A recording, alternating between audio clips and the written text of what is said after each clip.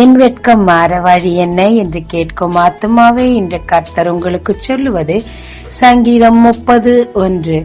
கர்த்தாவே, என் சத்துருக்கள் என்னை மேற்கொண்டு மகிழ ஒட்டாமல் நீர் என்னை கை தூக்கி எடுத்தபடியினால் நான் உம்மை போற்றுவேன். கர்த்தரின் பலத்த செய்கை சிம்சோன் மூலம் வெளிப்பட்டது. சத்துருக்கள் அவனை பழிவாங்க நினைத்து சிறைப்பிடித்து கண்களை குருடாக்கி கேலி பொருளாக்கினார்கள். ஆனால் அவன் மனம் திரும்பி செய்த கடைசி ஜெபத்தை கர்த்தர் கேட்டு அவனை மீண்டுமாய் பலப்படுத்தி சத்துருக்கள் மகிழ்ச்சியை ஒன்றுமில்லாமலாக்கி இவரை கை தூக்கி எடுத்தார். ஆமாங்க, நம் மதீனத்து நிமித்தமாக கூட சில நேரம் சத்துருக்களுக்கு நாம் கேலி பொருளாய் மாறுவோம்.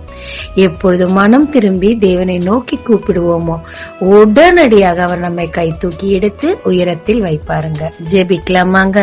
தேவரீர் உம்மை போற்றி துதிக்க என் சத்துருக்கள் என் நிமித்தம் மகிழாமல் என்னை கை தூக்கி விடுவீராக. இயேசு மூலம் பிதாவே, ஆமென். இயேசு கிறிஸ்துவின் நாமத்தில் இந்த நாளில் உங்களை ஆசீர்வதிக்கும் ஜீசஸ் விஷன்.